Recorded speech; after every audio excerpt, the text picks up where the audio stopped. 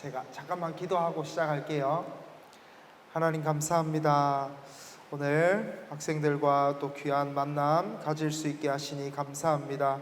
하나님 이 시간 하나님 우리가 말씀을 듣는 가운데 인생에 대한 또 중요한 진리들 배우고 깨닫고 성장하는 시간 될 수 있도록 하나님 인도해 주세요. 예수님의 이름으로 기도드립니다. 아멘. 미국의 제32대 대통령이었던 프랭클린 디 루즈벨트라고 하는 분이 대공황을 겪었을 당시에 이제 대국민 연설 중에 국민들에게 이런 말씀을 하신 적이 있어요. 국민 여러분, 우리가 지금 정말 두려워할 것은 바로 우리가 두려워한다는 사실 하나뿐입니다. 자기의 주장을 관철시키기 위해서 정책을 펼치려면 설득력이 있어야 되니까 두려움의 실체, 내가 무엇을 두려워하고 어떤 컨텐츠가 있는가도 중요하지만 그것보다 더 중요한 건 막연하게 우리가 두려움에 휩싸여 있진 않은가. 두려움이라고 하는 게 이 파도 같은 거거든요. 두려움의 파도가 밀려올 때 타고 넘어가야 되는데 그 파도에 휩싸이고 그 파도에 침몰당하고 있진 않은가. 우리가 돌아볼 필요가 있다라는 거죠. 그래서 우리가 두려워한다는 그 사실 자체를 조명해 볼 필요가 있는 것 같습니다. 이 문장을 보고 제가 이 말씀이 생각이 났는데, 하나님이 우리에게 주신 것은 두려워하는 마음이 아니다라는 겁니다. 이 말씀과 앞의 문장들을 정리하면 두 가지로 정의할 수 있을 것 같아요. 두려움이라고 하는 게 참 무섭고 이 두려움이 우리의 인생에 악영향을 끼칠 때가 참 많구나 라는 생각도 할 수 있고요. 두 번째, 성경적으로도 두려움은 하나님께서 주신 것도 아니고 성경적이지 않구나 라는 생각들을 해보게 됩니다. 이 두려움이라고 하는 얘가 뭔지를 나도 알아야 이 두려움에 침몰되지 않고 파도를 타고 넘어갈 수 있겠구나 라는 생각이 들었습니다. 그래서 오늘 두려움이라고 하는 주제를 잡고 좀 이렇게 함께 말씀을 나누게 되었고요. 그래서 오늘 여러분과 함께 이 두려움의 특징, 전념성도 있지만 두려움이 가지고 있는 특징을 한 두 가지만 나눠보고 이 시간을 마무리하려고 합니다. 첫 번째 두려움의 특징이 뭐냐면요, 두려움은 미래에 관한 것이다 라는 거거든요. 너무 뻔한 이야기 같죠? 너무 당연한 이야기 같은데 저는 여기에 물음표를 던졌어요. 두려움은 과거에 대한 것도 두려움이 있지 않을까 싶은 거예요. 왜냐하면 과거의 상처에 사로잡힐 수도 있잖아요. 그러면 그런 사람은 과거를 두려워하는 거 아닐까? 저도 과거에 상처가 있는데 그 상처에 내가 매여 있으면 나는 과거를 두려워하는 사람이지 않을까? 라고 물음표를 던져봤습니다. 그런데 계속 생각을 하고 정리를 해보니까요, 모든 두려움은 미래에 관한 거구나 라는 결론이 내려졌어요. 미래에 관한 거예요. 미래에 관한 거.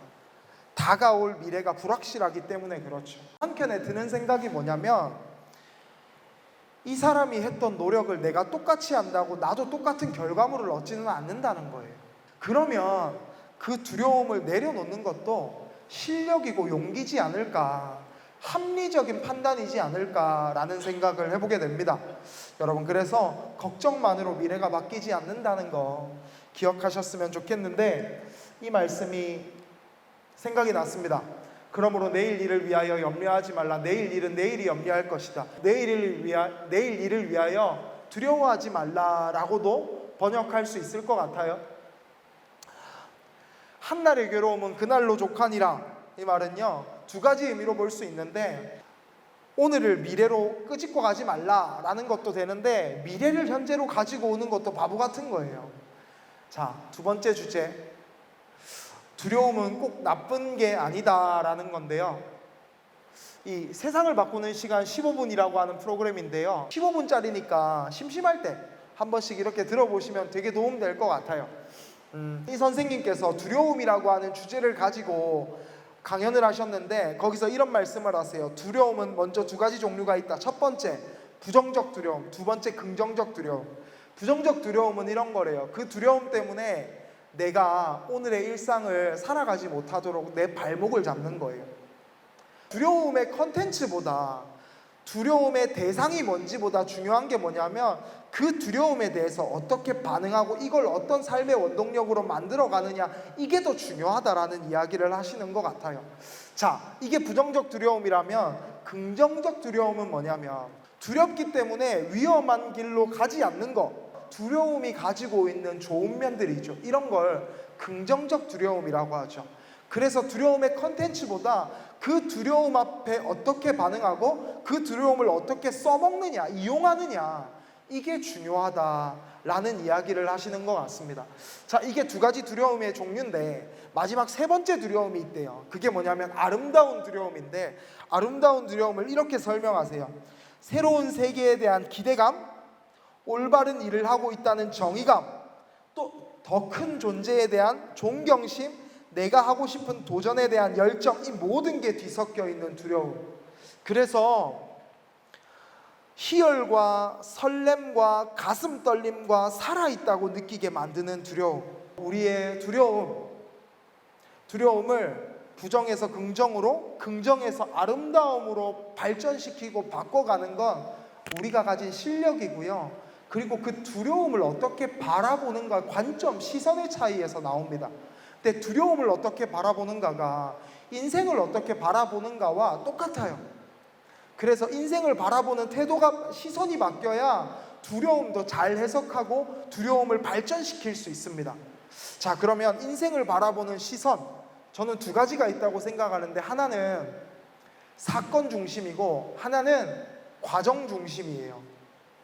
사건 중심의 시선은 어떤 거냐면 나를 두렵게 만드는 일, 나를 두렵게 만드는 사건, 이런데 완전히 집중하는 거죠. 제가 참 좋아하는 성경 구절이 있는데, 사람이 마음으로 자기의 길을 계획해도 그의 발걸음을 인도하시는 분은 하나님이시다 라고 하는 거거든요.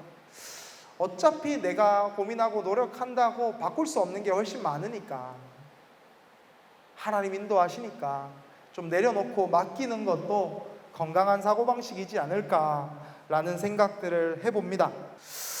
마지막으로 이런 말씀 드리고 마무리할 건데, 이 또한 지나가리라. 다 지나가거든요.